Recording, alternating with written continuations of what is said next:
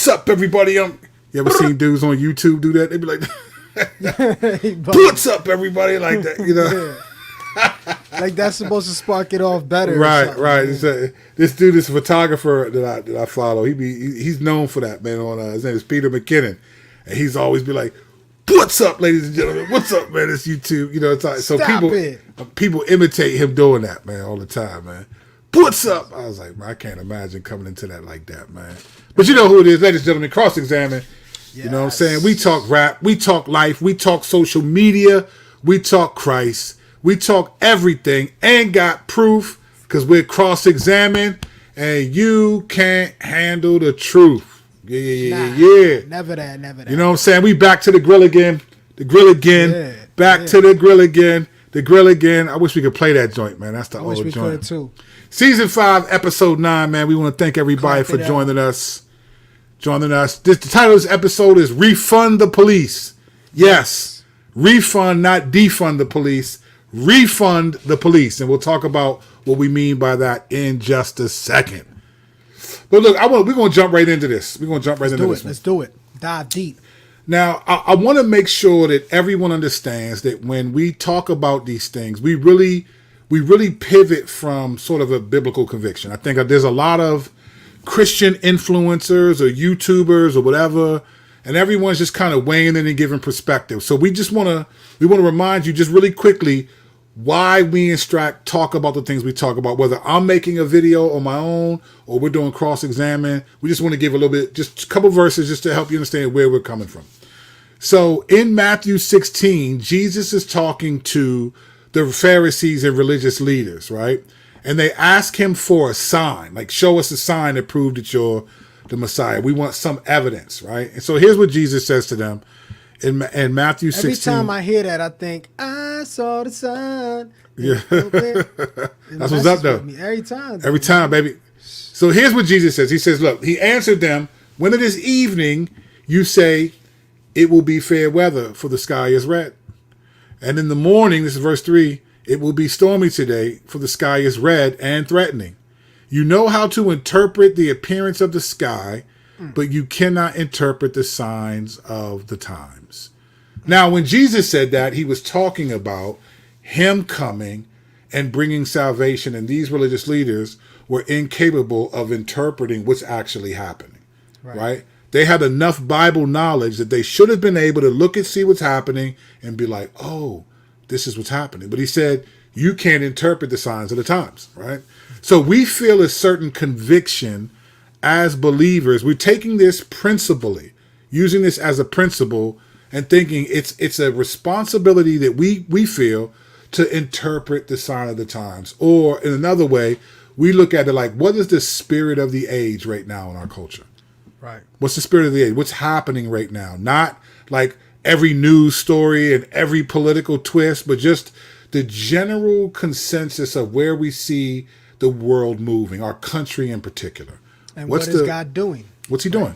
That's what we want to know. Yeah. The other verse that we use and why we talk about these things, you've heard us talk about stay balanced. I did a video a couple of hours ago explaining briefly that and using this verse again. We just want to share it real quick so that you guys know. It's Ephesians 5:11, and this is sort of a mantra, a main mantra for Strack and I, where the idea for stay balanced comes from. It says this in Ephesians 5:11. Take no part in the unfruitful works of darkness, but instead expose them. Amen.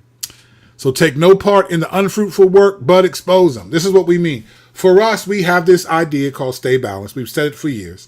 And people got offended, particularly at me, because I've started saying this in the heat of 2020, all the race and the political stuff really blew up. And I was saying stay balanced, and people got offended. I had friends that I was cool with that actually unfollowed me on Twitter, stopped being my friend, and essentially because it got real because they said that stay balanced was a cowardice position, that I was trying to be politically or racially neutral so I could play both sides of the fence. That's what they meant. They said it was cop out. Yeah. Anyone who knows me knows I ain't on cop out. Right. Matter of fact, in the old days, I would let you know the cops are out. That's the only cop out I ever did. But I let you know the cops are out. Anyone who knows me knows I don't struggle with fear, man, that much that I need to play. I'm afraid. I remember I heard Knox describe it as you slap both sides if you're running through the debate. You know what I'm saying? Yeah, Both that's right. sides is getting That's it. slapped the whole time. You know? Yeah. So let me just say this is what it is. Stay balanced comes from Ephesians 5:11. It's not being neutral on all cultural dynamics, politics, race, whatever. Stay balanced is being willing to correct this side and this side. And that's what it means. It doesn't mean that everyone's going to, it doesn't mean we're going to, in every episode, 50% here and 50% here. I had a guy, and it was a good conversation. We were going back and forth a little bit on the YouTube channel and comment sections. And he was like, yeah, I watched this episode. You said this, but then you said this. You should have been a little bit more balanced. And I was like, bro, stay balanced isn't 50. Okay, we corrected them for 20 minutes. Now let's go over here. Right. Stay balanced is we're not showing favoritism to any particular side. We are balanced enough that we can critique these people and these people. It doesn't mean we'll always do it 50-50, and it doesn't mean we're saying neutrality. That's not what it means. And that requires, I mean, the desire to critique both sides requires cross-examination. 100%. You know what I'm saying? 100%. You got to cross-examine both sides. And we fundamentally believe, and when we say both sides, we mean like we're talking on the political side, left and right. Sure. We fundamentally believe that there are unfruitful works of darkness everywhere. We do not think that this verse applies to the left because they agree with abortion and LGBT right. And we do not think that it applies just to the right because they agree with white supremacy and don't care about the poor. Don't care about the poor. That's not what we. There's unfruitful works of darkness on all sides, and many people lack the courage to critique their political or racial or cultural ideology, and we do not. Having said that, the reason why this is important is because we're going to talk about something that Strack and I have meant, just to use an example of what we're talking about. All right.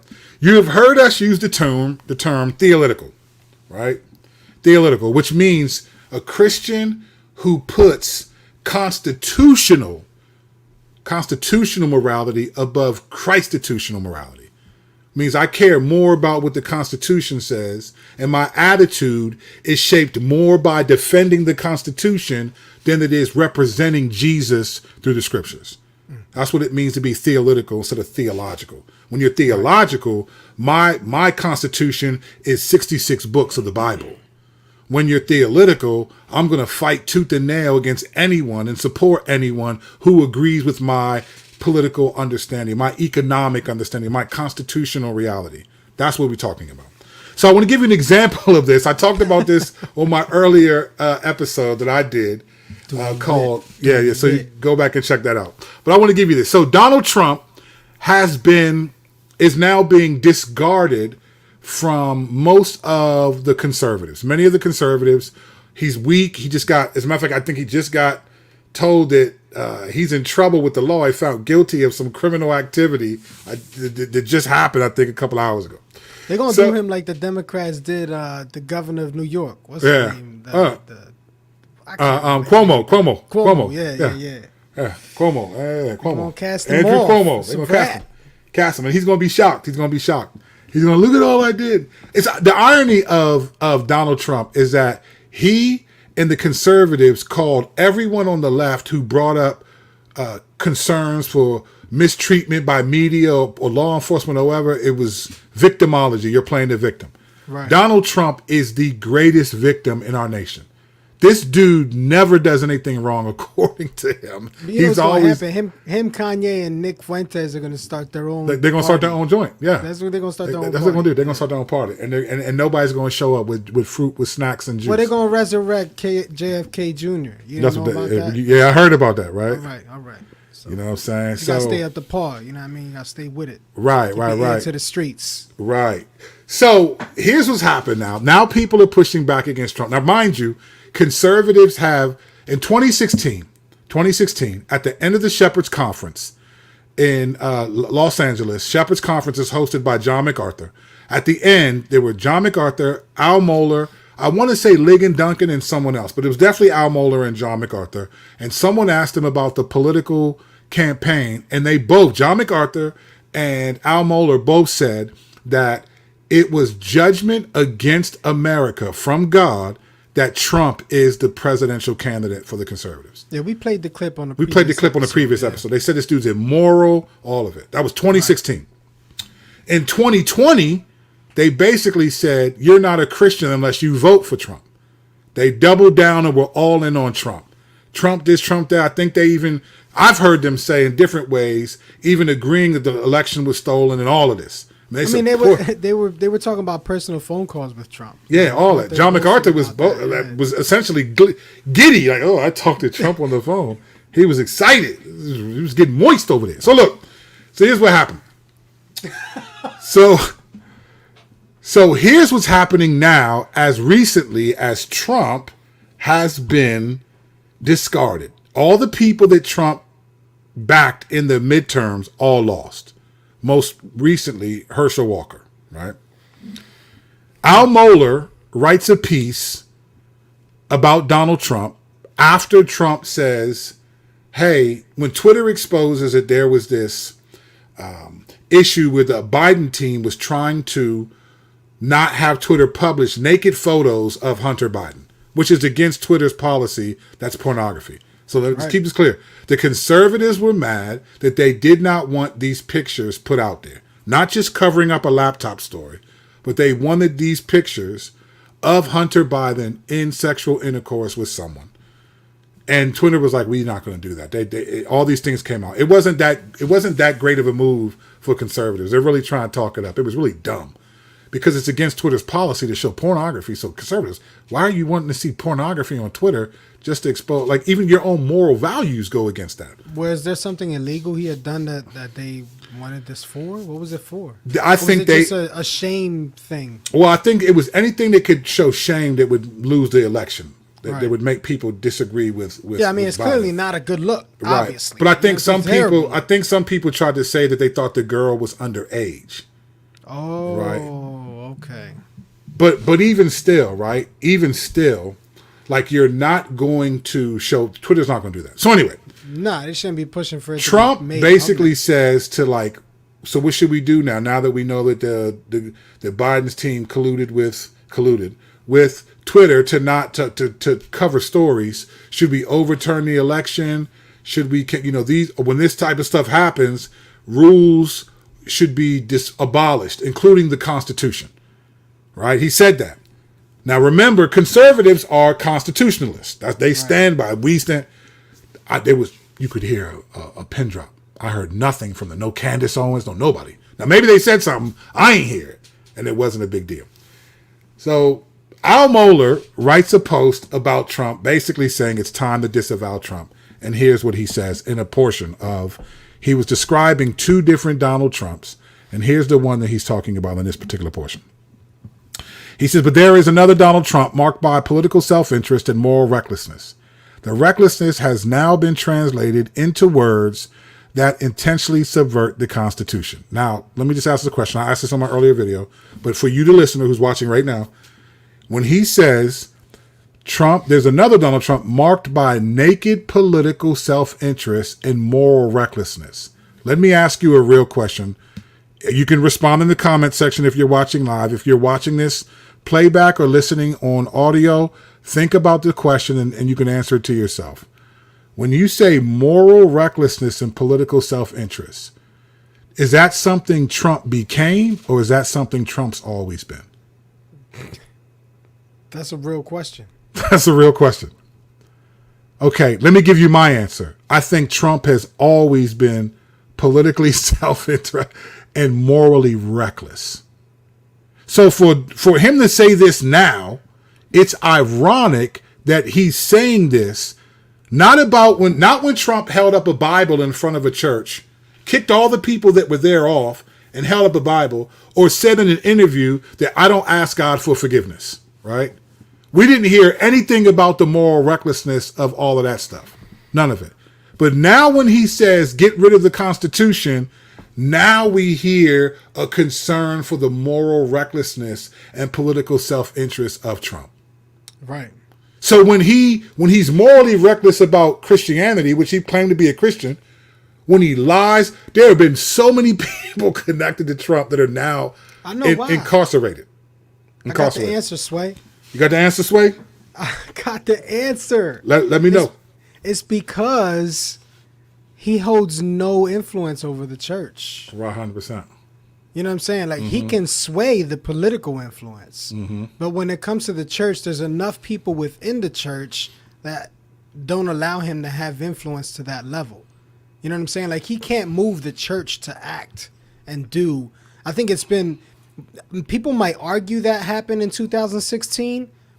I mean, sure, it may have happened to a certain degree for a certain demographic, but in some people's minds. But a lot of Hispanics and blacks voted for him too. Right. But anyway. But here's my, so I agree with you. I don't think he can sway the church anymore. I think it's gone. Well, he can't sway the church anymore, but he did before, right? These guys all supported him. The point is, the political self-interest and moral recklessness John MacArthur and Al Mohler acknowledged in the same way back in 2016, but in 2020 made it seem like all that stuff didn't matter anymore. You have to vote for Trump.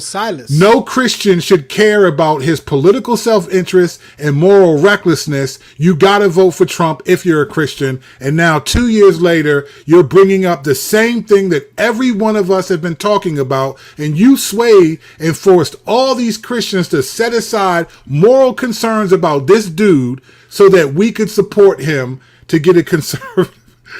And now you're acknowledging this reality. He finishes with this point. This is also a subversion of conservatism. You simply cannot contradict the oath of office just after you demand that voters allow you to take it yet again. It is by no means conservative to call the Constitution to be put on pause when we feel we have adequate cause. He's equating conservative in the Constitution. Constitution is not a conservative document. It's a cultural document. It governs all isms, not just conservatism. This language is important, brothers and sisters. That would spell the end of conservatism in America. And the end of the Constitution would mean, in a very real sense, the end of America. This is fascinating. So this dude, all of a sudden, when he rejects the Constitution, is political self-interest and moral recklessness. Brothers and sisters, that right there is what me and Strack call theological. Yeah. Because he's not wrong. I mean, what he's saying is true. It's true. But it's been there the whole time. The only reason why they're saying it now is because Ron DeSantis is the new heavyweight champ over there. Right. They got somebody that they can get behind. Listen, they like Trump because he was anti-establishment. Then Trump broke the establishment, and now they want somebody that can fix the establishment. Right. And they trying to pick up the clean up the scraps. You know what I'm saying? Whatever influence Trump still has, they're trying to divulge that, get rid of it. You know, so now everyone's on the throw him under the bus train. 100%. And while you say everyone, we mean the conservatives. Yeah. Everyone on that side. It's fascinating, brothers and sisters. This is why. So I said this on my previous show. Let me say this, and then we're going to get into the episode. So here's my position. I am biblically conservative. Not politically conservative. I'm biblically conservative. And what that means is I try to obey what I see in Scripture in a conservative way, in a moral way, not in a liberal way. Like, oh, who cares about that? We can do whatever we want. Grace is amazing. We try to be conservative about applying the Bible. Mm-hmm. Now, let me tell you why this is important. Because if we were to strip away all of if we were to just put all of the political issues down on a piece of paper, just all the things that we think God cares about, I bet you that we would have a mix and match of issues that come from both the left and the right. We would. There's things that I think the left would say, oh, wow, that immigration, certain things help. I think there's things that we would be like, yeah, I think the Lord, we would take that. But because it's all tied into a political party and everything is connected, then it's like, discussion. There's no discussion. It's like you can't support them because they support these other three things. And I get it. I understand where you're coming from. But my point is, being biblically conservative, I can see, okay, there's some things over here that I think honor the Lord, and some things over here that I think honor the Lord. There's some evil over here that I know is why Jesus died. And there's some evil over here. I know why Jesus died. Right. The left are liars. Liars. The right are greedy. selfish, greedy, and the Lord hates all of it. Yeah. This is why me and Strack stay balanced. And we've been warning people about being theological, and these dudes are, it's amazing to watch this stuff play out in real time. If you don't think Strack and I are prophets at this point in time, then you don't know the Lord. We've been saying this for a long time. To be a prophet. I'm not either. I'm just joking. All right, let's get into our episode. Let's do it. All right. Refund the police, not defund the police. That's the sound of the police. Yeah. That's the All right. sound of the police. Let's talk a little bit about this. What a time to be alive, brothers and sisters. The irony of the earth being a sphere, a circle, is that things come full circle. Stuff that was like on one side, all you have to do is wait a little bit, and then as the world burns and turns, now it's coming from the other side. This is really wild. All right. In the last couple years, but mainly after George Floyd was killed by Derek Chauvin. Many of you know that Derek Chauvin was a cop who had his knee on his back. George Floyd's back was on his stomach. He was handcuffed and had 3 officers holding his legs. And Derek Chauvin was on him for almost 9 minutes. I think it was 8 minutes and 46 seconds to be exact. And there were people videotaping it. He was saying, I can't breathe, and people saying, get off. And when he died, that was when there was a outrage of society. We all saw this. And depending on what you thought about his death would put you in a political box that you were marked forever. So if you felt sorrow for him and thought it was wrong, you were a Marxist, you were on the left. If you didn't care about that and thought he deserved it and you're pulling up his criminal record, then you're on the right and you care about I don't think it was that divided with that death. I think that death was more like there was a lot more overlap. I think a lot of people were like in agreement that was brutal. Well, I think people were in agreement that it was wrong, but then you started having people pulling up his criminal record, wait for the facts, show more of the video. The after effect, yeah, that's what I'm saying. Like it became a big deal, right? Yeah, because that's what people were judging more from the perspective of the riots and all that. That's what they were then doing. Right. Well, this doesn't justify riots. Right, you know right. That's what happened there. Right. But go ahead, my bad. But so then as that happens, this concept of defund the police gets put in the forefront. It was defund the police. And because people were so politically charged, it was hard to know what was meant by defund the police. There were different voices trying to explain what this was talking about. Okay? Defund the police. A lot of loud voices. Big deal. So for some people, defund the police meant abolish the police force. Get rid of the police force. Which would be stupid. Right. That would be the dumbest thing. About the Wild Wild West. What? You know what I'm saying? You better be holding heat. You know what I mean? That would be the dumb. First of all, that's anti-Romans 13. It's anti-1 Peter 2, right? Didn't we see that happen? Like what that would look like? Yeah, in Portland. Portland. That was crazy. And Portland was like insane for a few. You had for real. So there were people who genuinely thought that, which was dumb. Really like dumb. I don't even care how corrupt. You need somebody that's going to lock somebody up for committing sins. Yes. You know, I mean, you know what happened down in Puerto Rico when the hurricane hit and they were out of power for a couple months. Yeah. I was afraid for people in Puerto Rico, particularly women. Mm-hmm. Women.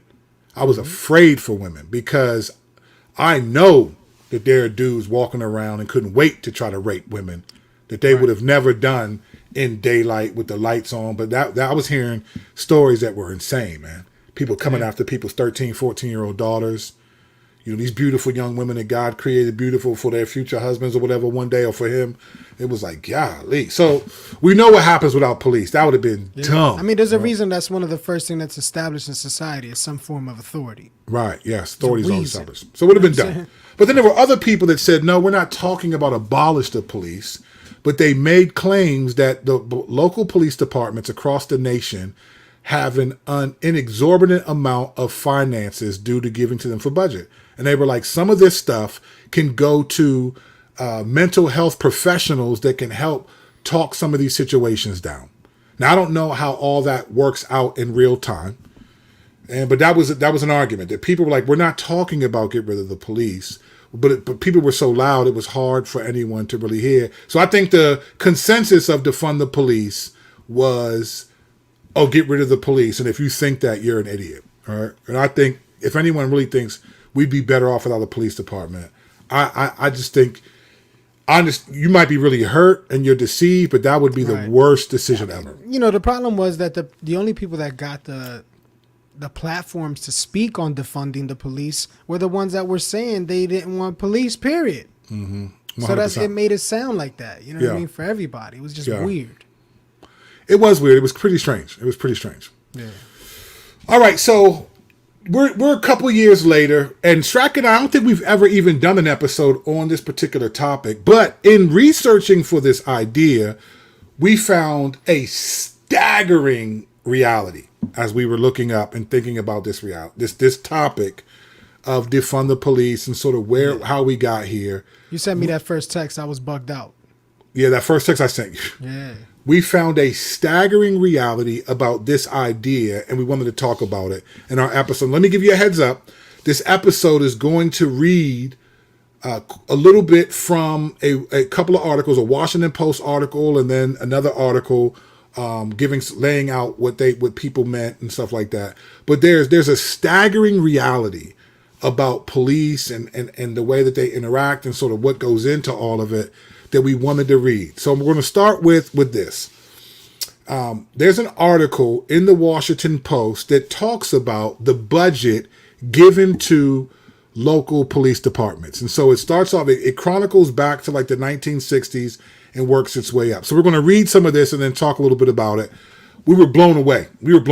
By these numbers are staggering. These numbers are insane.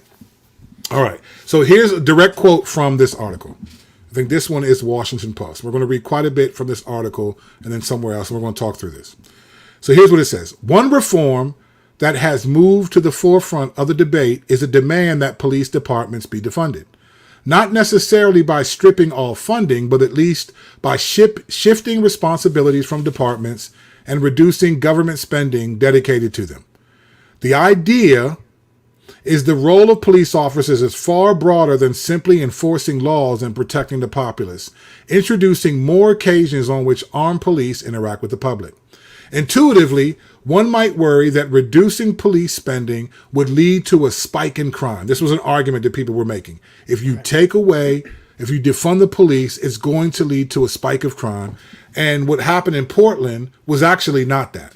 Portland was, let's get rid of the police for a minute and see what happens. That wasn't what people meant by defund. Defund is a financial statement, not a statement of physical removal, right? Yeah, I mean, Portland actually blocked off an area and said no police are allowed in this 100%. area. And it was horrible for the people that lived there. Very bad. It was horrible.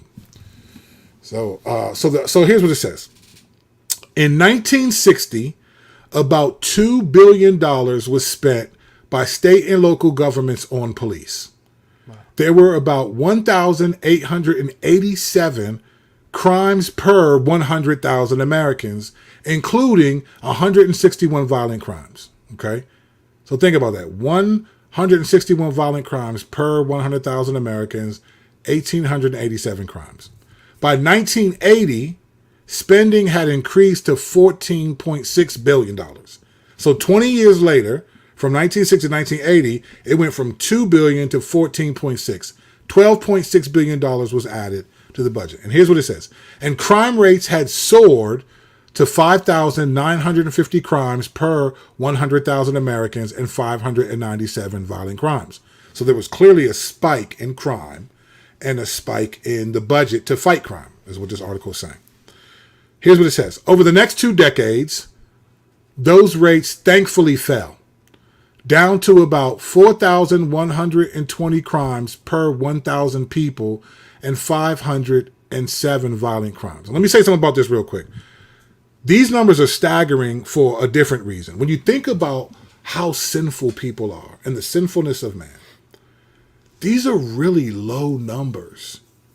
I'm not saying that they're not, it's still a travesty, but like 4,120 crimes per 100,000 people, that's a low percentage of crime. Like, that just shows you the common grace of God, that he restrains people, because most of these people the nation isn't a Christian nation. These people are all over the place. I mean, there's religions and things like that, but that shows you the common grace of God to restrain evil. You would think that there would be way more numbers with how wicked people are. Yeah, I mean, it also makes me think that, it shows you how sneaky and skilled people are at hiding. True. You know, Well said. what they do, because if these numbers are so low, knowing man and knowing how wicked we are, inventors of evil, Scripture, calls well us. said. These numbers got to be higher. You know what I'm saying? They got to be way. These are just what's recorded, reported. This is just what's caught, right? Right. This is probably just what's caught, so it's probably more. Yeah. But let's stay here. All right. So over the next 2 decades, down 4,120 crimes per 100,000 of violent crimes. Spending spiked more than 67 billion. So this article is saying over the next 2 decades, crime actually went down, but spending went up.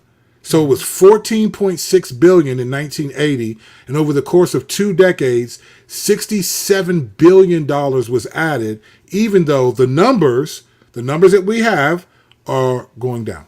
All right. That's more than a triple jump. That's insane. Yeah.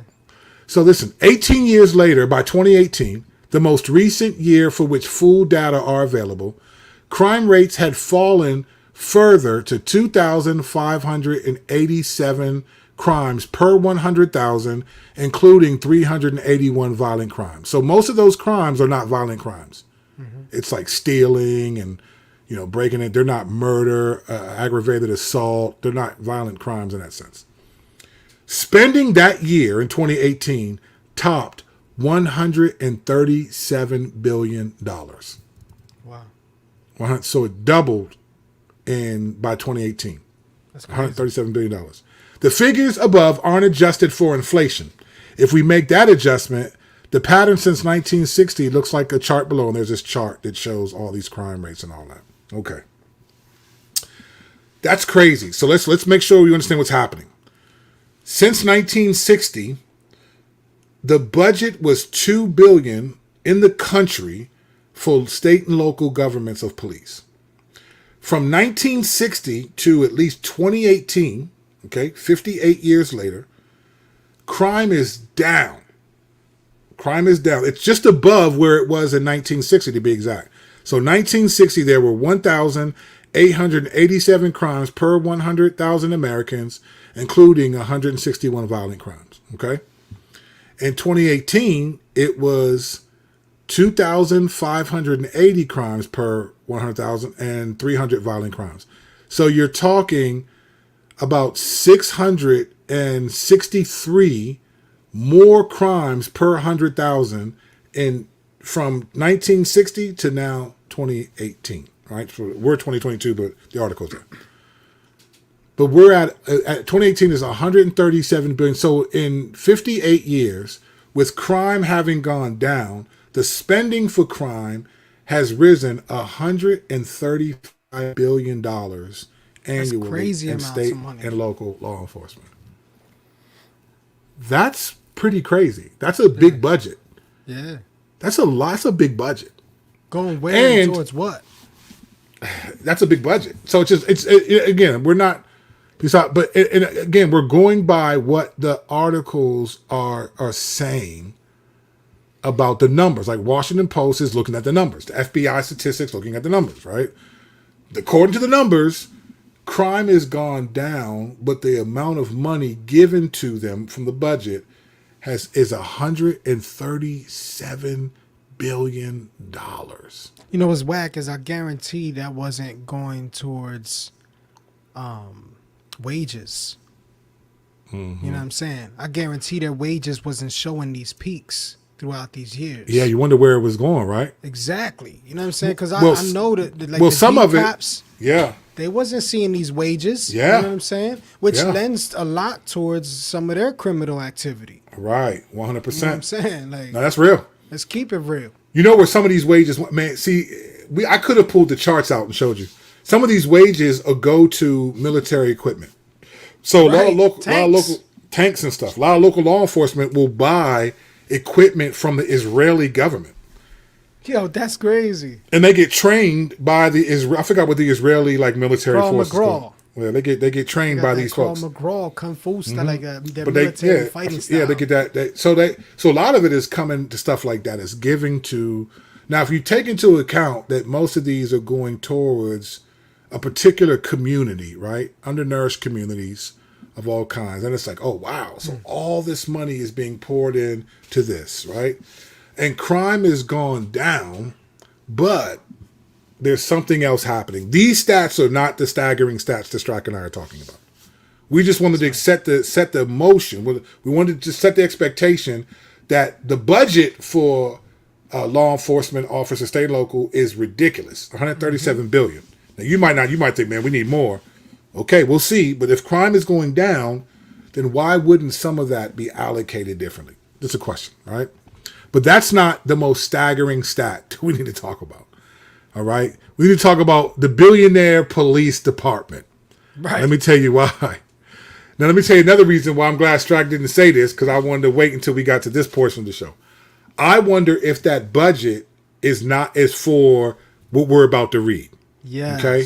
Okay. Here's the staggering stat that me and Strack were like, you gotta be kidding me. All right. $1 billion police department. It makes sense, don't it? Like, if that's the thought, that it does, the budget would go towards that, because that seems to be where a lot of money is being spent. Well, fam, we getting ready to read into this, right? And what would be? But here's the wild part, though. Here's the wild part, and I hesitate to say this now, but I'm gonna say it, and then it'll make sense when we read through some of this more. Here's the wild part, bro. If your budget, when you budget, you're estimating what you think you're going to need for the future year, every fiscal year, right? You're budgeting. So if you're budgeting, then you're conscious of the fact that you need money for these types of things. So you're giving money to cover what we're about to talk about instead of using that money to do other things to help the situation not actually happen. Or like giving fair wages. That's what I'm talking about. Can you imagine? Fam, I don't care what people think. I don't care what you think about cops, man. That is a hard job, fam. Yeah, listen. When I talk to them about how much they get paid, like just be cops that are on the street doing, fam, it's crazy. It's madness to me. I think police officers and teachers are some of the most way underpaid people in society. Way yeah, for sure. Especially because of the value that they are to society. If they do a good job, of course. And we're talking about in general. We're not talking about every police officer is worthy of certain wages. Of course not. There's evil everywhere, right? But we're just saying, as a general occupation, I think police are wildly underpaid, and I think that contributes to some of the frustrations and things. But having said that, if they're budgeting for the reason we're about to read, this is really concerning. This is concerning.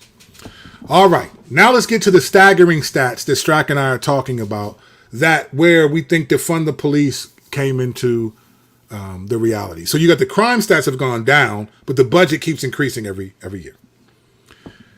Now here's the real issue. Here's the staggering stat. There's an article by the Washington Post called Police Misconduct, Repeated Settlements. Okay? Here's some quotes from this article. The Post found that more than 1,200 officers in the department surveyed had been the subject of at least 5 payments. More than 200 had 10 or more. Okay? Wow. Now, let me make sure you understand by payments. Not that they're getting paid, but the police departments are paying out people who have gone to civil court suing police for misconduct. That's what this article is about. I mean, should we talk a little bit about the Post's investment in this? Like, yeah, go ahead. No, please. I mean, back when everything happened in Mississippi with the Ahmaud Arbery. I think it was actually Mike. Okay, Mike Brown. Mike Brown, yeah. I think you're talking about Ferguson, Missouri, right? Yeah, Missouri, there you go. So when that happened, then the Post realized that, police officers or police departments weren't required by law to give information to the FBI, to any agency that would hold them accountable. Right. So you can dive into that, what that stuff looks like as far as communication between authorities and all that.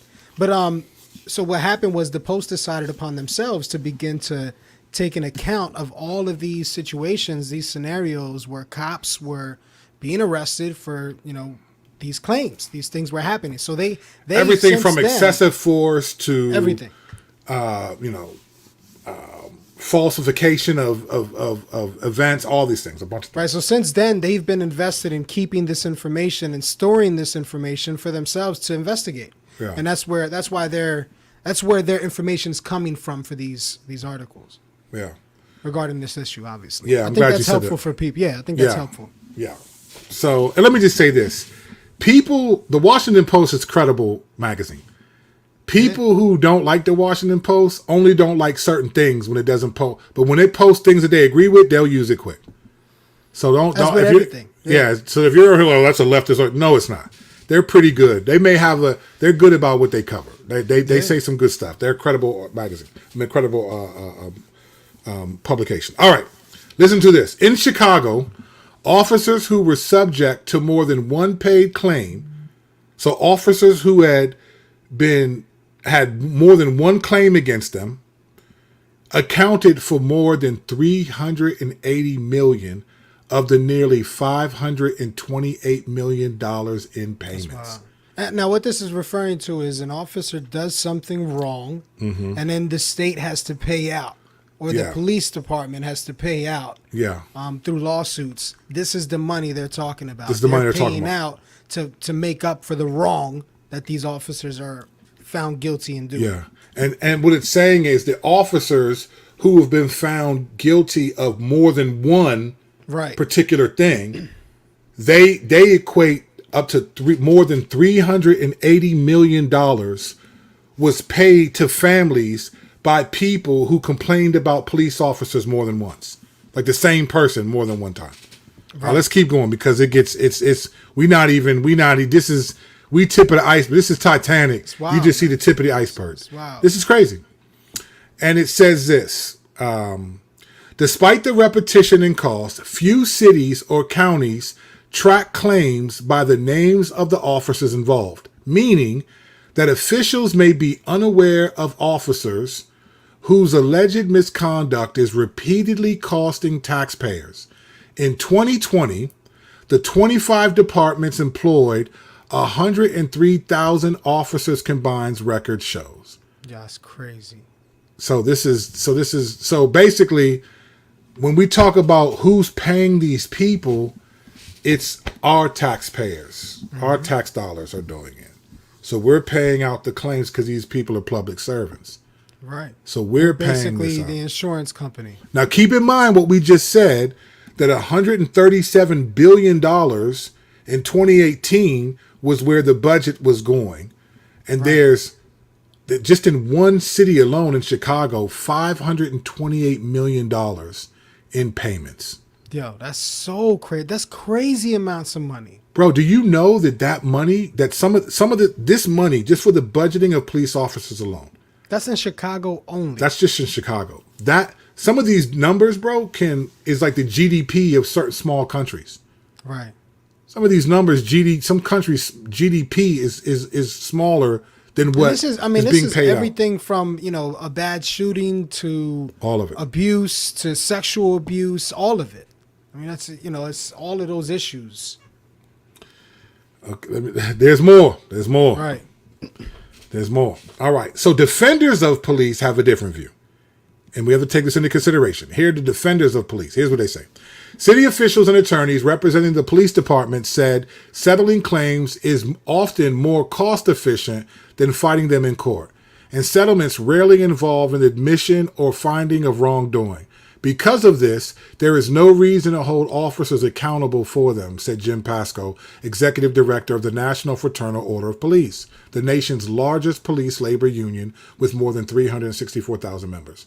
So here's what they're saying essentially. Because these are civil lawsuits and not criminal, they feel like there's no admission of guilt or wrongdoing. So the officers shouldn't be held accountable for this. All right, let's keep going. If there's never been a finding of guilt or anyone's fault, why put that in an officer's record, Pascoe said. That would be such a glaring omission of due process where in the legal system in the United States, a person is innocent until proven guilty.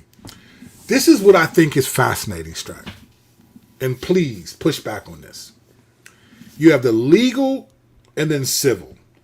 So officers, let's be clear, rarely do officers go on trial in front of a jury of their peers.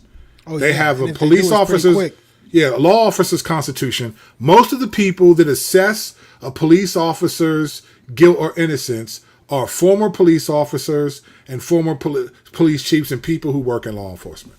Right. Almost in almost every situation, officers are not found at fault. Almost every situation, right? So this guy's saying that in the legal side, they're not found fault, but there's not really the due process that we would have. It's not the due process of typically of a jury of his peers. Unless it goes to trial. There are some cases that go to trial, but many of these cases, officers will get suspended with or without pay, and then they're back to work within a few weeks. And like what we talked about before, I mean, they have access to all the files, to their accusers, Yeah, to everything 100%. immediately as soon as they request it. 100%. Yeah, that's another thing that you don't know. When a police officer gets charged, they get access immediately to everything that these people are saying. The people have to wait until discovery. They have to wait later until their lawyers get it, and then they look through it. The police officers get it right away. They actually get it before they get to make their statement. So you get to read the account against you and then give your counter argument. And most oftentimes, the people who are responsible for evaluating the truth claims of these are people who are in law enforcement, and police officers get off. This was part of the reason why people were offended. You can Google this. It's called Law Enforcement Officers Bill of Rights, or the Police Officers Constitution, the Bill of Rights. You can Google it. There's some variation from state to state, but you will see there's a real constitution that is separate from the due process that you and I would go through if we just killed someone.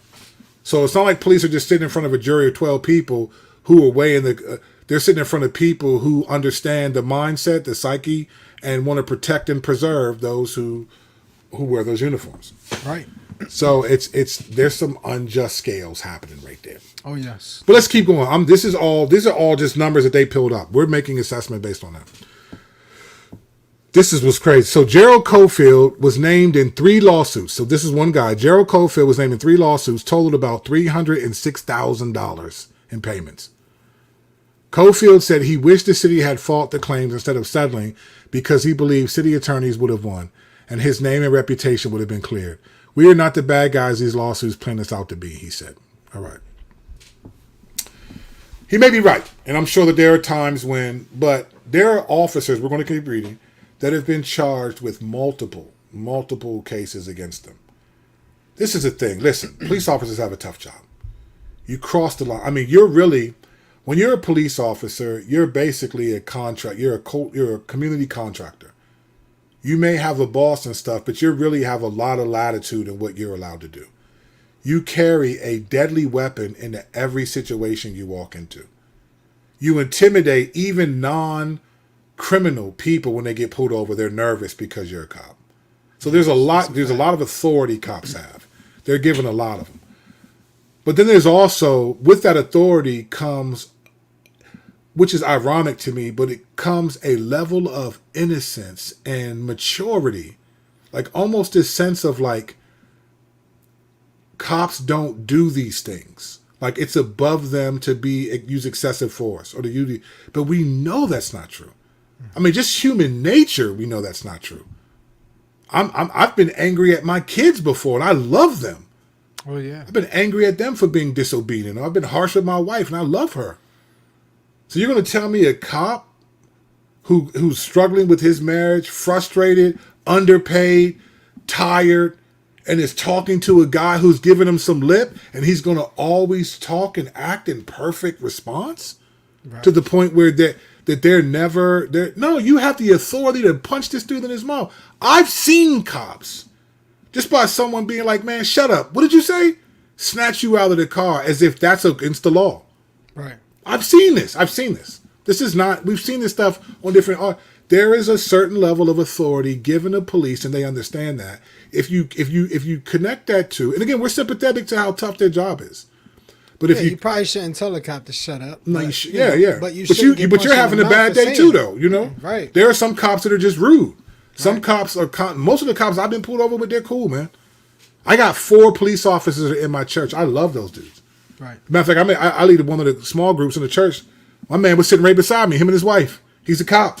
I love him, joking around with him, always talking about he's going to arrest me, lock me up. Like, I love him. So I get it. So I'm not here, but again, we are Ephesians 5:11 people. Yeah. So we're going to expose the darkness and not just, we don't, all of that. So let's keep going. So here are the stats right now. Here's where we're at. Here are the stats. There have been 40,000 payments made to 25 out of 25 police departments in the country. Okay? 40,000 payments have been made from 25 police departments, totaling $3 billion. $3 billion out of 25 police departments and 40,000 payments. $3 billion. That's wild. Police departments usually deny wrongdoing when resolving the claims. Why would they admit any of it? Right. They're paying it out already. I mean, part of paying out is the right to deny. You know what I'm saying? Like, that's what payouts are for.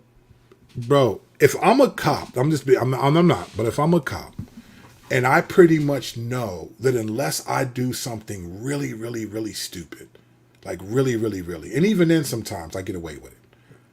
But let's just say if I'm a cop and I know I'm gonna, and if I lose, I don't have to pay out of my pocket. I may lose a couple of weeks of work just to save face, but for the most part, I don't lose anything. It's not coming out of my pocket. Right. Like Alex Jones. You know Alex Jones is Infowars dude, right? Right. He got sued for like $100 million from the Sandy Hook people who said that was a hoax. It was made up. He might get sued again. Yeah, but he filed bankruptcy. I mean, that's right. you can't get no money if you file bankruptcy.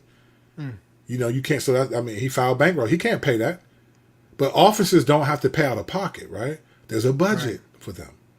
There is a budget that they will pay these claims. So if I'm an officer, very big budget, $1 billion budget. This is insane. $3 billion. All right. So Defund the Police comes out of this reality. Defund the Police comes out of people who are tracking these things, doing the research and all of it. Let me read a little bit more because this is where I thought, wow, this was stuff here I thought was crazy. Here's continuing with the article. Multi-million-dollar settlements regarding allegations of police misconduct often generate headlines. Minneapolis paid $27 million to the family of George Floyd, and Louisville paid $12 million to Breonna Taylor's family. Here's a quote from someone. Those cases are the exception. The median amount of the payments tracked by the Post was $17,500, and most cases were resolved with little or no publicity. Many of the that's crazy, right? Yeah. Many of the officers who had the highest number of claims against them were participating in task forces targeting gangs, drugs, or guns, records show. Pascoe said he is not surprised that these officers would be the subject of multiple lawsuits, given the assignments, and given, he said, that the nation has become a litigious society. All right? Now, after this, I started to look at just our areas, our regions, what's close to us. So here's what it says in Philadelphia, which, Strack, you're close to, an hour away from you. In Philadelphia, 6 officers in the narcotic unit generated 173 lawsuits, fam. Wow. Think about this for a second. Think about this. 6 officers generated 173 lawsuits.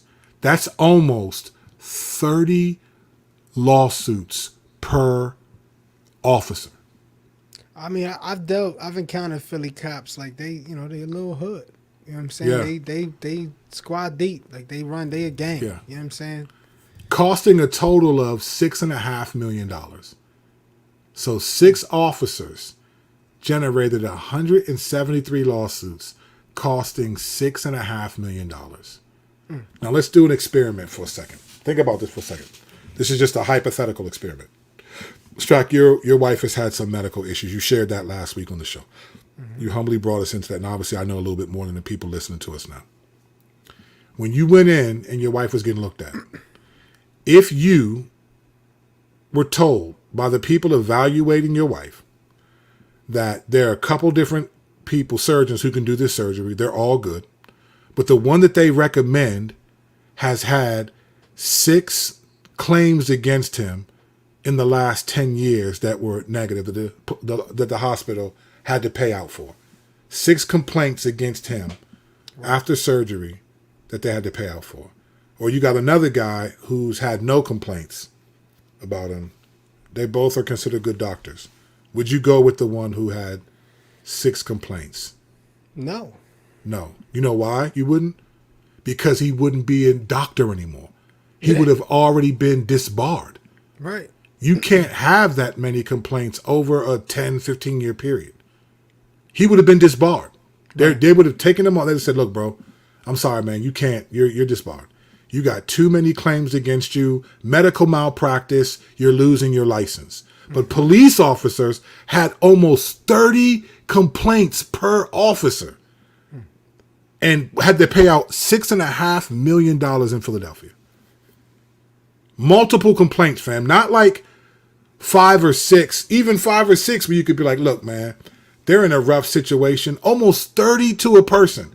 So you mean to tell me every single one of those claims is false? I mean, I ain't that intelligent, but what I do have, don't insult it.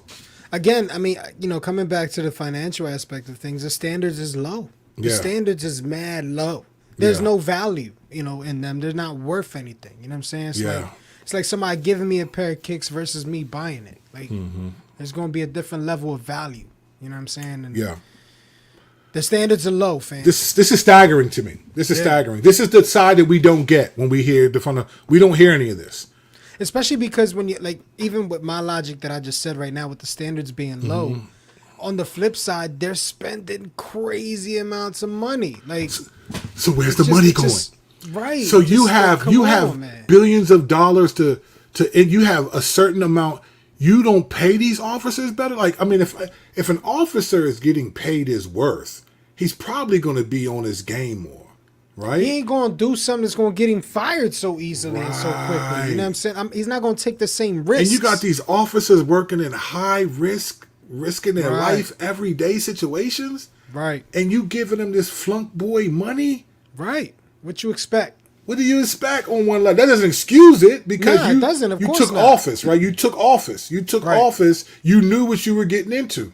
Right. And that's why there's still good cops out there, because it doesn't excuse it. Yeah, there's plenty of good ones. I mean? But this is staggering. In 2014, those officers were charged with federally charged with theft, wrongful arrest, and other crimes, but eventually acquitted at trial. Some 50 additional lawsuits are pending, many alleging misconduct dating back more than a decade, said Andrew Richmond, a spokesman for the city legal department. That's in Philadelphia. In the D.C. region where I live, more than 100 officers have been named in multiple claims that led to payments. In Prince George's County, where I specifically live, I live in Prince George's County, 47 officers had their conduct challenged more than once, resulting in at least 2 payments each, accounting for $7.1 million of the $54 million paid within a decade. So there were 47 officers accounted who had at least 2 payments each. They were found guilty of misconduct at least twice, totaled $7.1 million. This is in my county. 2 and 5 payments involved an officer in more than one claim. The totals are skewed by a $20 million payment to the family of 43-year-old William Green, who was fatally shot while his hands were cuffed behind his back in the front seat of a police cruiser. Wow. That's so wild. Listen, Clarence Black was the subject of 4 settled cases, the most in the department. In 2010, the county, PG County, my county, paid $125,000 to a husband and wife who alleged Black assaulted them. In 2013, a Temple Hills family received $60,000 after alleging Black and 4 other officers illegally entered their home. In 2014, a woman got $10,000 after alleging Black punched her shoulder. And in 2019, a man collected $190,000 after alleging that Black illegally handcuffed him as he retrieved a bottle of water. Now here's the thing. Corporal Clarence Black was named Police of the Year by the Police Chiefs Association of Prince George's County in 2015. That's crazy. After all those accounts. After all those accounts, he was named. They had a picture of him smiling and all that. That's so crazy. Wow. Brothers and sisters, let me tell you why Black Lives Matter was successful. This is why Black Lives Matter was successful. The organization was trash in many ways. Or at least the corruption from the top. There were good people who thought they were doing a good cause working for the organization, trying to make changes and trying to bring police reform. There was some good things. Don't let the smooth taste fool you. The people on top, though, corrupt. Black Lives Matter failed because they took a hashtag, Black Lives Matter, great marketing, right? It appealed to a sentiment that people have felt. If you live in these communities, the stats I'm reading for you, you're like, well, shoot, we know that. We live it. Right. Yeah. They're like, we know that. We live this stuff, right? They were successful because they touched a nerve of people who remember Rodney King, who remember watching a videotape of 4 white officers brutally beat this man, and then all of them were acquitted. Right. All of them were remember acquitted. watching that joint. That joint was crazy. They were acquitted, was and then there was a riot. Yep. The riot was due to the fact that people feel like when you're black, people, law enforcement in particular, can take your life even, and there are no consequences. I mean, I could be wrong, but I think, as far as time frame is concerned, I think the only reason or the main reason people were hoping OJ was innocent or found innocent was because of what happened with Rodney King. I'm glad you said that. So Rodney King was 1991. OJ was 94. OJ Simpson, where he was allegedly killed. Well, he did say he killed him. His wife, Nicole Brown, and a dude named Ron Goldman, right? I know there wasn't a black... I was in the streets then. There wasn't a black... Wait. Did you say OJ said he killed him? I think he acknowledged that he did in his book. Really? Yeah. I think later on he said, Wow, late to the party. Oh yeah, so yeah. Late this to man the was party. wild. This is why when he got arrested again for something else, they threw the book at him. Oh, okay. Because I think he wrote a book called "If I Would Have," this is how I would have done it. It was like, fam, get out. Well, I seen that. I just it was stuff like that. But I think there's a consensus that he did it at this point. Okay, got you. So, but in 1994, when that happened, every black person I know thought he killed them folks. Right. But we all erupted in celebration when he was found not guilty, not because we didn't think he was guilty, but because a black man who killed a white woman with blonde hair beat the system. And we had so many people that got shamed by the system, forced to accept pleas by the DA because you didn't realize that the public defenders work for the state. You thought they had your back and they coerce you into taking a plea deal by telling you there's no way you can win this case. No, there's no way they're going to try to win the case for you. Right. It wasn't you couldn't win. There was no way they were going to win because that would make them look bad because they're paid by the very people who were on the other bench trying to put you in prison for whatever you did. So that's what happened. So when people were excited about OJ, it was because black people were tired of getting hit by the system. You can call that Marxism. You can call it woke if you want to. I could care less. It's history. Listen, I know for me, I had gone from a city school where there was maybe 2 or 3 white kids in the whole school, and my parents had moved me out in 9th grade out to a predominantly white Caucasian school. Yeah. And I thought I would fit right in with my skin color, but it was the opposite. Obviously, it was, the city life bled through me, so I stood out like a sore thumb. So I dealt with the issues of the system, if you will, at the school because there was no black teachers, no Hispanic teachers. It was like one of the monitors was a black woman, that loved us and cared for us. But so anyway, all that to say, that's why when OJ happened, I felt that sentiment that you're talking about because we were dealing with it right there. My black friends that were there, it was only like 10 of us that were black and Hispanic in the entire school. So wow. we dealt with a lot of that same, that system. And nonsense. we've also seen like what they call white collar crime. We've also seen like those people who like in 2008, the Enron joint, right? Right. That was crazy. That was crazy, right? The Enron scandal. Do you know that people committed suicide because they lost everything? Yeah. Lost their pensions, lost all of it. For this super huge, it was just such corruption, right? Yeah. We watched people do crimes like that and get slaps on the wrist. Now, I'm not saying Bernie Madoff got a slap on the wrist, but we saw this stuff happen. And a dude that you knew that you grew up with had a little bit of drugs on him and get 10 years. And Bernie Madoff was just a poster dude. He was you know what I'm poster saying? dude. Like, there was a whole lot of dudes involved in that kind of nonsense. Oh, wait till we do this story about opioids. Wait till we do a story or the next on opioids and how that came in and who's behind the opioid, the Slacker family. Wait till we do an episode on that. That's going to be interesting. That's going to be real interesting. That's coming soon, too, by the way. So anyway, we'll probably get that in before Christmas. I want to get that one in. This is investigative reporting. So back to what we were saying. Whether you like Black Lives Matter or not, which we didn't like Black Lives Matter as an organization, but I understood the sentiment because as a black man, I've seen the hypocrisy, and it didn't end with civil rights legislation in the 60s. It didn't end there. I don't care what people tell you. If that law changed, people's hearts didn't, and law enforcement's hearts didn't, because you see this playing out. Oh, yeah. So Defund the Police comes out of, it's more of frustration. And I'll say this lastly about Black Lives Matter. I honestly believe this. I can't prove this because I'm not the Lord. But I genuinely believe this. If law enforcement officers who were excessive, don't get me wrong, there are times you got to kill a dude. There was this, remember a couple years ago, there was this one scene where a police officer shows up and a girl, big black girl, runs out of the house with a knife and she's trying to stab a girl by the car window. And then I think turns and goes toward the cop. Went to the cop and he shot her. Yeah. And people were like, that was great. He should have done this. I was like, huh?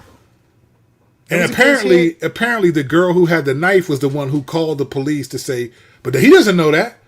There was a case here in Lancaster, right down the street from our crib, literally, where this dude there was a domestic issue in the household. The young man was about like 20, early 20s at the latest. And his mom called the police. Her story later became that she called them to send someone to come help with his psychiatric issues. But she called 911. They sent the police over because this man is yielding a knife.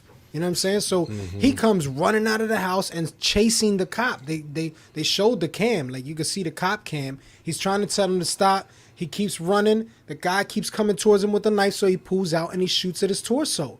And the dude ended up dying. It was a huge case up here during that whole BLM stuff that was going on everywhere. It sparked the riots here in Lancaster. You know what I'm saying? Like, it was a big deal. But when the video was released and people saw it, the sentiment changed real quick. Like, it was obvious this man's life was in danger and he needed to pull out and shoot and defend himself. So, and I think that's where police did get a bad rap in all of this. The ones who were bad, they made it seem like you should never shoot and kill somebody. Get out of here, fam. Right.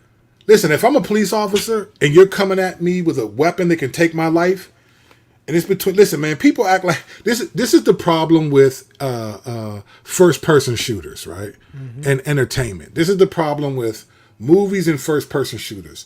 We've made people, because in a movie it's acting. So the guy, the officer is acting, and he can strategically wait and then boom and do the right thing. Or you play these first person shooters and you just get shot and then you get back up and then you just kind of, you die and then do. But in real life, man, these police officers ain't, you get shot and you die, you're not going home. You're not seeing your family. You don't know what's happening. You're not RoboCop. This girl comes running out and another girl comes out with a knife and she's trying to stab her. And then you got your gun, stop, drop the knife. And then she comes at you. You're not going to be like, zip, zip, zip, zip, zip, bloop, bloop. Shoot the knife only. Don't touch her. Or man, you take the time to pull out your taser, and this dude is drugged up, so the tase does nothing to him. The time you took to pull that taser out, you stabbed up now by this you could point. be. Yeah. Now I do think though. About that. I do think though that taser is effective though. And a lot of these situations, people don't use the taser. But when somebody's coming at you with a knife, I'm not pulling out a taser. I'm sorry. Or like a dude who was. Come on, fam. Nah, that's coming through. He gets my neck. It's a wrap. It's a wrap. I'm using the force equal to what you got going on. So listen, as you know, we're trying to be balanced here. We understand that police have a crazy situation, right? Plus, they taught one more thing. They taught to aim at the torso because it's the safest place to hit without causing ricochet. Right. Think about that. Yeah, because it's the biggest part of a person. If you aim at a leg, you hit the ground, boom, another kid's getting hit down the block. 100%. No, it's real. It's a tough job. However, though, when you think about all the money that has been given over the course of years, decades, It's crazy. even though the crime has gone down, you wonder, like, well, what are you doing with all that money? Right. You have to wonder that. What are you doing? Where is it? And that's where Defund the Police came in. What are you doing with all this big budget? Why do you have tanks? This is America, fam. Right. These are America. Did you really need tanks and tear gas in Ferguson? Did you really need that, fam? This isn't Iraq or some other country where they just got rocket launchers, and these are people who are angry at a police department, which the Justice Department, who investigated them and basically said they're one of the worst departments in the country. But I mean, you're talking about a society where the police won't even enter a building where there's one shooter and a 100%. bunch of kids, 100%. and there's a whole squad outside, and they won't go in. So of course they're gonna want to have a tank to deal with a riot, a bunch of people with sticks and stones. 100%. You And know that's what I what we mean? get. That's what we get into. Excessive force. Well, that's what we get into. I don't think in our day and age, I don't think police and people who go to the military really count the cost. Nah. I think a lot of People don't count the cost, period. Yeah, just in general. But I think when you're going to be a police officer or you're going to the military, you have to count the cost. Oh, yeah. It cannot be a job for you, fam. Because you're carrying a deadly weapon, and not just your life is in danger, but you're making a decision on someone else's life. Facts. You're making decisions on whether someone else gets to live or die. And when you're reckless with that, there needs to be accountability. I honestly believe, had those officers who beat Rodney King, they said, oh, he was on drugs. Even if he was on PCP, there was a point in that video. You guys can go to YouTube for those of you who don't know what I'm talking about. There's a point in that video where he was done. He was unconscious, and they were just beating him. Oh, yeah. They were beating him. That was excessive, and no charges. They look like a pack of hyenas in the wild. That was on punishing. top of their prey. Yeah. And when you see this, and when you're black, you know this. When you're black, it connects to a larger meta narrative of who you are. Even if you're just conscious to the world and how America has even functioned in history, Right. Well, it's going to open up that narrative immediately. But And let me of say this, course, let me it rephrase it this. is a little bit more for someone who is black, of course. And I'm not saying everybody you look black in the feels mirror. that way. Yeah, I'm not yeah, saying that. But there are a lot of black people who feel that way. I was sure. one of those people who It's experienced that understandable. and felt that way. You know, I had to grow in, embracing the reality of the good of police officers, because there was a lot of stuff that was just wrong. They're just sinful people like the rest of us. They just happen to have a badge and a gun. Having a badge and a gun does not elevate you to a maturity, a moral maturity. It doesn't elevate you. No. In fact, many people that It have elevates a you badge to a and a greater gun, level of responsibility. many people that are police officers don't even have college degrees, fam. They don't even have a 2-year college degree. They come out of school, they're 18. So what do you give a guy a badge and a gun who was getting punked his whole time, and now he has authority to do whatever? We underestimate the sinfulness of humanity when you don't require people who carry around a deadly weapon to get some form of education before they're able to carry around this deadly weapon. You put them in communities that they've never been in, that are highly volatile and hostile. They cannot relate, and they have to decide in a split second if they fear for their safety. Or maybe just a certain level of maturity, a certain level of age, you know what I'm saying? Life that has been lived. At least, college degree, whatever, but at least that's another 2 to 4 years of growth and maturity that life will be applied to them, that they'll be able to then incorporate to their job. Because 20, 21-year-old, 22-year-old kids. Some of these used to be 18, bro. That's wild. The article that I read said they're 18, coming out 18. You graduate from high school, you go be a cop. Right. Now, they may have made some changes in the last couple of years, but dudes who go to the police academy, man, if you passed the exams and went to the police, you could get in. I know dudes that got in. And they was young. And you give a young dude like that, it reminds me of 1 Timothy 3, where it says, don't promote a young convert to elder because he may get puffed up, right? Right. Like, you don't take someone who's a new Christian and give him authority over other people because he'll be arrogant. But you'll take a young person, give him a deadly weapon, and say you have authority over everybody. That's wild. And you have quotas that you have to make. And if you kill someone, or you do something, we'll have to write you up and you'll go through it, but there's money to take care of it. Like if that, I mean, just right. I can't. I mean, I'm saying this. You think I'm being frivolous? I've heard officers tell me that this is what would happen. I was to tell me that he was. There's a guy in my church now who was a officer in another city in Pennsylvania, who told me when he did his training, this was his narrative. When he did his training, there were 3 black officers. He was one of the 3 in all of the whole training. And he said when they watched videos for how to apprehend suspects and what to do, he said all of the videos were young black males and all of the males were aggressive and angry. And he said the 3 of them, he said they would look at each other in some of these training videos and be like, man, and this is in the academy. It was in Philadelphia, fam. It was in Philly, the city that had all those lawsuits. He said that and then I've heard other officers say this. So you go out into the streets on edge because generating a bias. In the academy, all the training videos are angry young black men. Right. And it's wow, fam. Wow. And then you wonder why these things happen. So when we talk about, that's why Black Lives Matter was successful, because they hinged on a reality that happens. Despite the fact, and what was sad about the church is the church treats, at least the conservative side, because they're the law and order side, they treat the police with more moral authority than they do pastors. You'll disagree with the pastor's teaching on egalitarianism and mark him as someone who's not biblical because he's not complementarian, but you'll treat an officer or a politician above the law and make them a reproach. They don't do anything wrong because they represent, in your mind, a particular political position. And it's just sad. I think it comes back to what I mentioned, I think maybe last time, with what level or what holds the highest level of authority in our minds. You know what I'm saying? So if like you're saying, they would regard the authority of the police officer greater than the authority of their pastors. Mm-hmm. You're again talking about the authority of the church versus the authority of the state.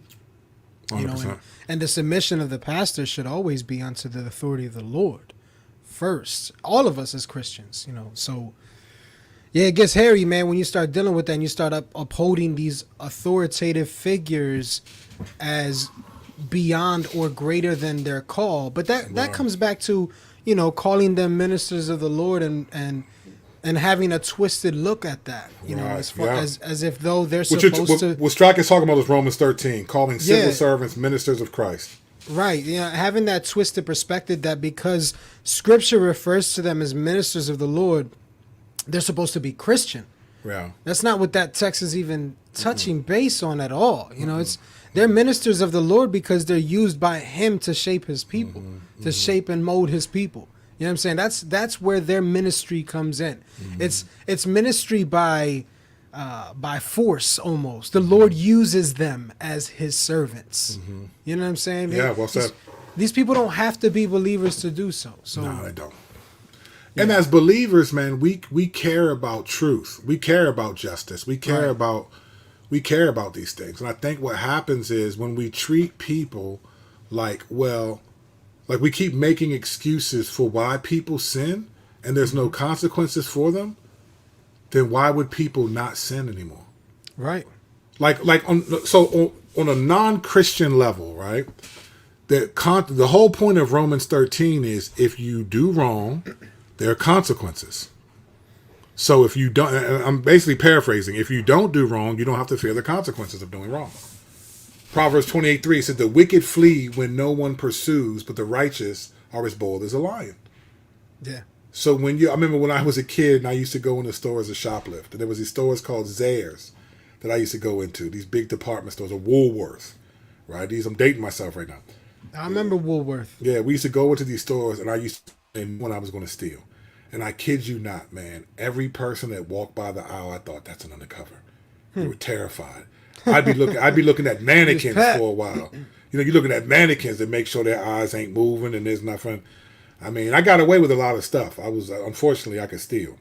But But there were times I got caught a couple times. I was afraid. I just was like, nah, I ain't going. I think they're caught because I knew I was going to do wrong, and so I was always looking over my shoulder. Right. I just always was like, oh, everyone's a police, and it just kind of there are consequences for our actions, whether you believe or don't believe, and so we want a society that has consequences for actions. Right. That's fundamentally part of what it means to be made in the image of God. This is why.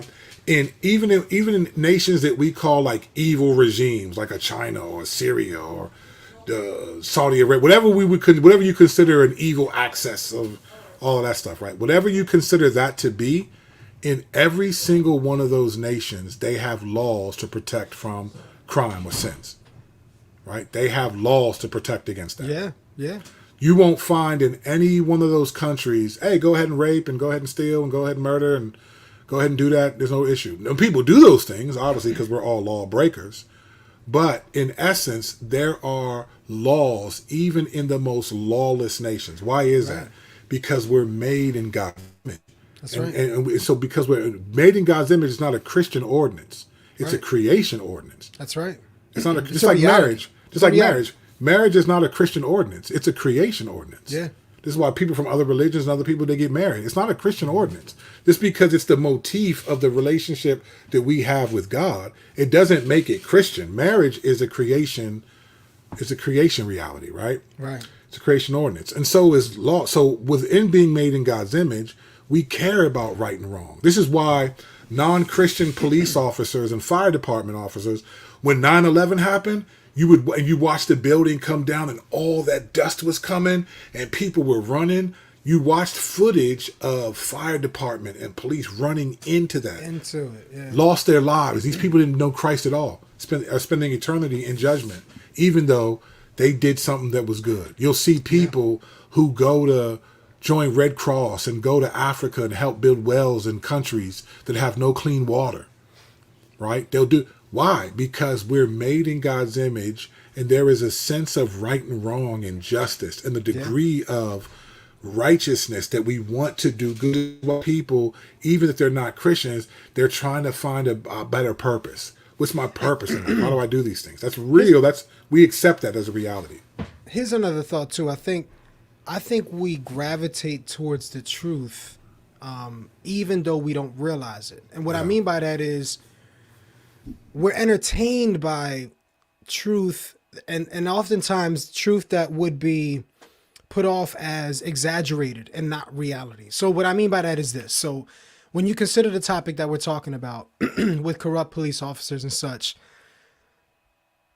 think of one of the greatest movies of all time for some people's minds, especially Denzel Washington, right? If you consider Denzel Washington, you're thinking that movie he did. What was that movie called?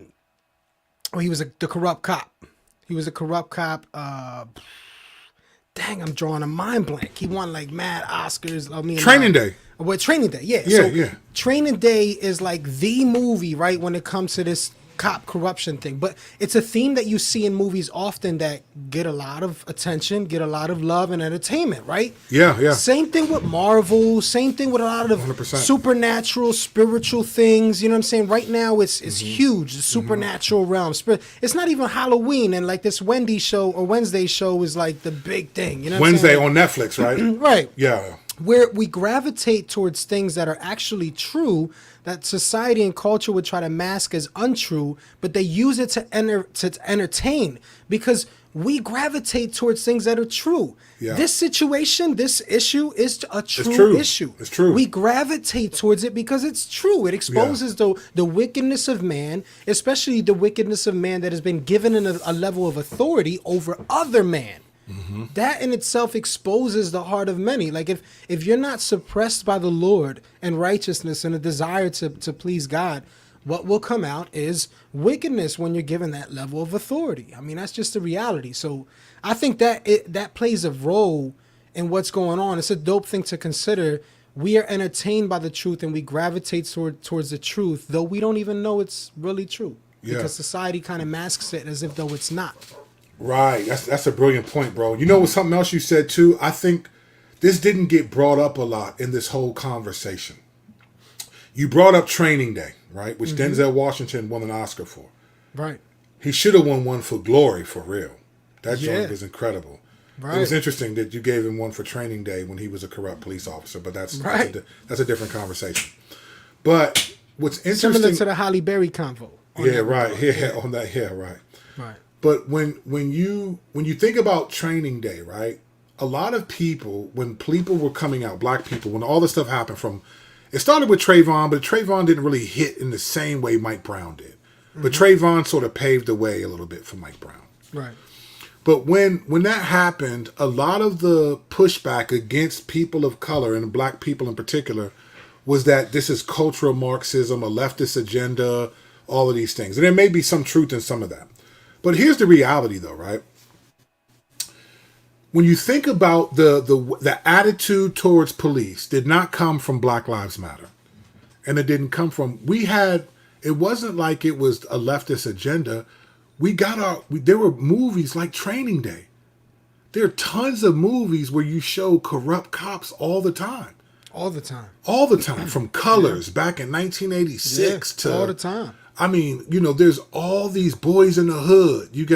There's all these movies. You getting slammed on the front of the car by police. And you got people, they're real story. It wasn't just NWA. Right. And rap music in the black community. There were legitimate movies about corrupt police. You had, and even lies got residue of the truth. 100%. You had people going on talk shows. I remember one time Oprah had a police officer come on and talked about, he was an ex-officer at that point, talked about some of the corruption in what was happening in law. I mean, it wasn't like these stories just got made up one day. Like there's a reality, and you get more from Hollywood than probably anything else. So so people are, yeah, right. And so it's like to all make it seem like these are all made up. It's like, man, these are movies about that Hollywood is making, showing the corruption within humanity, TV shows and things. I mean, then you watch a show like Cops, and there were cops that, like,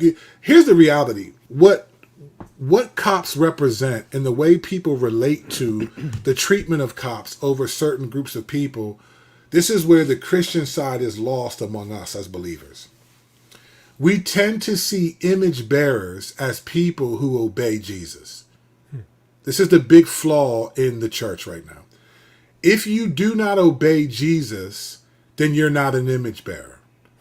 And so we don't have to treat you with the kind of dignity that an image bearer should get because you're not a Christian. No, you're an enemy. You're an enemy because you disobey God. Right. But people are image bearers.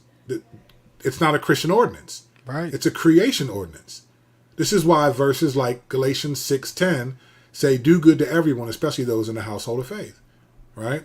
But what happens is, when you see people as image bearers only when they obey Christ, and then they have to obey Christ sometimes in a narrow way in which you define obedience to Christ, you can write people off and treat them a certain way. But then here's the catch, though. Yep. The Bible never tells us to do that. Now, God's allowed to say, I look down at the scoffers and I mock, and I will. God's allowed to say that, but he never tells us we can do that. Right. I've brought this story up before, but it bears repeating because this is a human condition. In Luke 9, when Jesus was walking with his disciples, they were going to cut through Samaria. And he sent two of his disciples to go in and ask the Samaritans, can they cut through instead of go all the way around? And when the Samaritans heard he was going to Jerusalem, they were like, nah, he ain't going. Right. You can't cut through here because we don't mess with Jews. They was like, nah. So the disciples came back, and I think it was James and John. They were like, Lord, should we call down fire from heaven and destroy them? Right. That's why they were called Boanerges, sons of thunder, because these dudes were like, let's kill these. And Jesus was like, nah, fam, we ain't doing that. Right. And then a chapter later in Luke 10, he tells the narrative of how to love your neighbor, and he uses the Samaritan who just rejected him as the hero of the story, thus changing the way people view Samaritans forever. Putting the moniker good in front of them. This is how you love your neighbor. Right. This is how you love your enemies, right? Like a Samaritan. This is how you treat them, right? So my point in saying this is where I think we, the church, where believers have gone wrong, is we have a faulted view of what an image bearer is. We may say all people are made in God's image, but that's not how we act functionally. And this is why it's easy to hate people and treat them and call out their sins who disobey God and treat them as if they're not image bearers. And when Jesus showed up, he didn't do that. This is why when he was at Matthew's home, Levi's home, he was in there chilling. It said he reclined at the table. He was chilling. And the Pharisees went to his disciples and was like, hey, bro, why is he sitting down there laying around and they're sinners, man? Now, mind you, think about the story. It didn't say Jesus was there teaching them. It'd be one thing if I'm here to evangelize to these folks. What are you doing? He was chilling. They were partying. They weren't like, oh, it's Jesus, let's be godly. Some of them were like, man, where the drinks at, man? They was drinking, chilling, and Jesus was there. Because then he said to them, you don't go and learn what this means. I desire mercy and not sacrifice. Right. So he's saying, I desire mercy, a fruit of the Spirit, instead of sacrifice, good theology. Now, I'm not saying good theology doesn't matter, but if your theology is greater than your the moral code, the more humanity that Christ calls you to have, you've missed it. Yeah. You've missed the point. And this is what I see happening today. And so when communities of people who, and then you add one more layer, then you add in this country, your identity and your worth is largely connected to your financial economic status. So if you are rich or famous, then you get the favoritism. You get all this stuff. You get the accolades. You get people who are over. That plays out in real ways, like on a daily basis. Because 100%. Even at the restaurant, for example, with things changing, the dynamics at the restaurant changing with Flora's situation, I'll be out oftentimes serving. So, and people who don't know who I am right away, you get to meet people and see their character kind of play out as you serve them. So, and there's times where people's character towards me as a server is like, I am lesser than in society. And then they catch wind that I'm the owner, or they see my face on the website or on the sauce bottle or whatever, and then it clicks. Wait, are you the owner? And then their whole demeanor and character switches and how they talk to you and deal with you. It's wild how that happens, but that's just a small example of how it plays out in a way where I don't think people really necessarily think about that in society. They don't think about how they're viewing maybe the trash guy or the cashier. We talked about that during COVID. Remember the value of people. As, it changed, and I was grateful. We were grateful that during COVID, the first responders, right? Those are the people who all of a sudden people respected.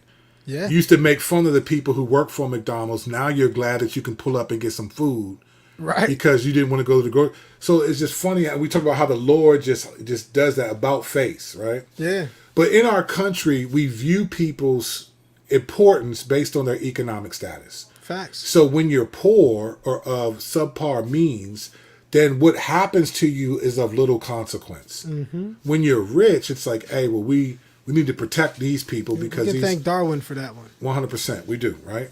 But also, we need to thank Satan because he helped Darwin come to his conclusion, for right? sure. Yeah, but there's this, but it's a lack of image bearer. See, when you live, so when I did a video, we were talking about sort of Christian nationalism, and then I mentioned a guy named Toby Sumter from Cross Politic who did lordship nationalism, and I offered a different nationalism. I think we need good Samaritan nationalism. We need image bearers. We need to think of people as image bearers even when they disobey God, because that's how Jesus did. Right. He thought of people as image bearers, and the early church thought of people as image bearers, but we don't. So in the country, we think of people based on economic means. So if you're poor, then almost whatever happens to you that's negative, you deserve. Right. Because you don't have economic means. Somehow your economic means is connected to your morality. And that's not always the case. But that's the case. That's capitalistic epistemology. When I evaluate you and you based on your economic status. And if you're rich, then there's no trauma, there's nothing that you're experiencing that's bad because you have money. But that's not always true. Well, because people determine how much you would contribute to society 100%. Based upon your economic status, where you 100%. Stand. Yep. Yeah. And that's an unbiblical way to view people. It is. And so when you're in a culture like ours, a Christian nation, right, you have to look at this kind of facts and be like appalled Right. and not think of them like, well, they're black people in the inner city, they probably deserve it. This is the stuff. This is what happened the whole time. This is what was going on. This idea of that people are prone to violence and criminality. This is what was going on. These were sentiments that Christians were saying, and then when they were getting pushed back, it was all your Marxists or your this or that, and it was like, well, I don't even think they were white supremacists either. They were just ignorant. Yeah. The issue in the church, in the evangelical church, was not white supremacy.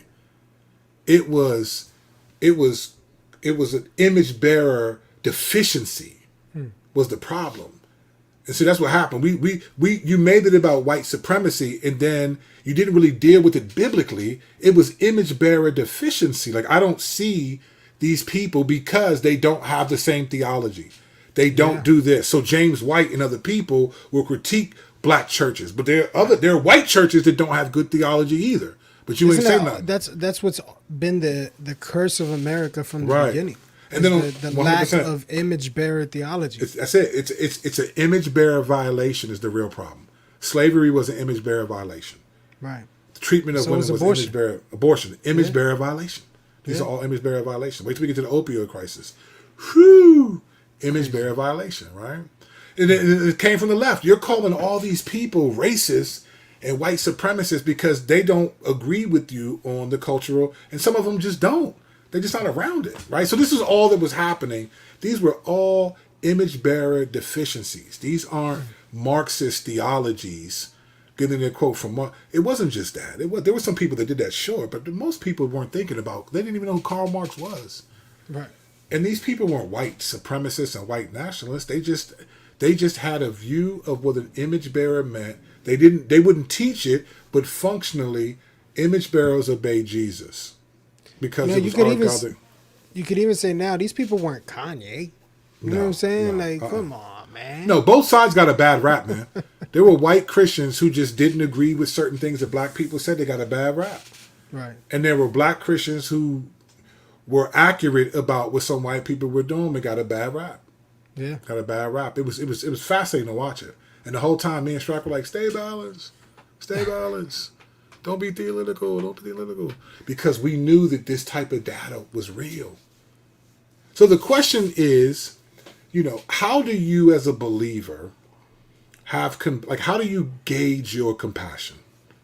If your compassion towards people is measured by their socioeconomic demographic or by stereotypes, you are outside of the will of God. Right. We have to get back to, hey, these people are made in the image of God. And this is where 1 Corinthians 5, 9 through 13, Galatians 6, 10, Matthew 7, 12. These are all verses that you have to come to grips with. And memorize. Read 2 Timothy 2, verses 22 through 26. These are all passages that we should get our ideology about people and compassion towards them. Matthew 25.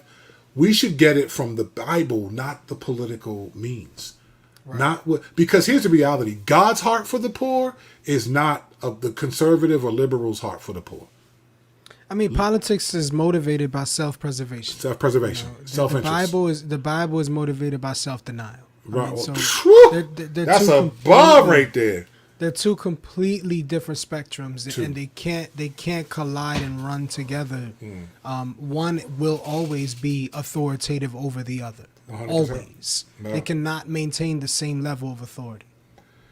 And I think that's where we find ourselves at. This is why we say what we're saying about. This is why from Strack and I. This is why Ephesians 5:11 is key for us. We expose the unfruitful works of darkness. The Lord says that those who seek to save their life shall lose it, and those who lose their lives for His name's sake shall gain it. So this is there's others. We skipped a whole bunch of other because I just felt like we wanted to just talk with y'all. There's a bunch of other stuff in the outline that we just didn't get to. 7 myths about defunding the police and stuff like that. But we just went in a different direction, which I think is from the Lord, because we really want to try to help you as a believers, and us too. We're learning as we process this stuff. For sure. Trying to grow in sort of a Good Samaritan nationalism. Like it's personal. Being a Good Samaritan isn't about changing laws necessarily. It's about changing self, interacting with people. It's personal. Right. It's personal interaction, personal sacrifice, personal involvement. And I think we've lost that. We so hate people, and we wouldn't say this intellectually, but functionally, we so hate people. We so evaluate people based on socioeconomic status and things like that, that many of us think that the way to help these people is change laws and force them to not do the things that they do. When in reality, many of them do the things that they do because they don't have relationships with people telling them to do the opposite. I mean, this is another can of worms probably, but we've minimized what it means to even be in relationship with people. 100%, bro. We've minimized it to a screen. Yeah. You know, we've minimized it to a phone. Yeah. It's through so many ways and avenues, we've minimized relationships to the point where now we don't even value a face-to-face encounter. That's not even what a relationship is anymore. Yeah, 100%. No, I think we've reduced, but I think, there's such, I mean, that's the biggest It's a can issue. of worms. That's why I said, I'll go. You can't win, Rock, and not get it tomorrow, Rock. I'll get on I mean, I just think it is. There's image bearer deficiencies in all of us, but it doesn't. But they're not equally in all of us. Right. There are some people. Some of your favorite theologians have lost their way as it relates, and I think we can trace a lot of this back to who do you think is made in God's image, and I think many people functionally would have to say Christians and Christians that agree with particular things that I think and feel. Yeah. And that's just not true at all. I would love to make a shirt that said "Don't be a jerk for Jesus." Yeah, But I don't know that you can make a shirt like that without having all kinds of qualifications on the back. It might be funny actually to do that. Like I would love to do that. The whole backside of the T-shirt just be all the qualifications, so that you know what I'm saying. All you gotta do is just put the fruits of the flesh and all it. Yeah, but that'd be fun. No jerks for Jesus. There's no such thing as jerks for Jesus. Right, and go mad like satire with the qualifications so that people can't say nothing about it and make any kind of construed statements. And this is where I think sometimes it's like, man, our Bibles give us these categories. Like, we understand the human condition. Right. And this is what, lastly, I'll say this and then I'm done. What I was getting at earlier about God's heart for the poor is different than the liberals and conservatives. So the liberals' heart for the poor is to excuse anything they did or actions and to overlook them and to blame it on everything else except them. Right? The liberals' heart for the poor is to make excuses and treat the poor. They are economic victims on some level, because there are people who grow up in the hood that didn't choose to be there. Yeah. It's not like America was a neutral country and all the different nationalities showed up and black people were like, hey, let's move in the ghetto, man. Let's move into the It's still not neutral, man. There's certain nationalities that can move here and get all kind of exemptions. Right. That's my point. Like, the country is not. There wasn't neutrality, and everyone is where they are because of merit or lack of merit. So what the left does though is they make those who are poor, people of color, whatever, you excuse away everything that you need to tell them to help them do right. You excuse all of it because you make it you do make them victims in a sense. You do take away personal responsibility, and that's not the biblical perspective. That's not God's heart for the poor. But then the other side, the conservatives make everything, every part of your life is due only to the choices that you make and the merit, and that's not necessarily true either. Yeah. I mean, we all have experienced suffering that wasn't caused by our choice. For sure. What did your wife do? What did she choose to do to go through the medical situation she's going through? Right. She didn't choose that. Yeah. What did you choose to get hit in that car accident? You got rocked a couple of years ago, and you was riding. You just slammed into the car. I mean, you was riding, but it wasn't like you was like, hey man, I'm gonna go ahead and do this.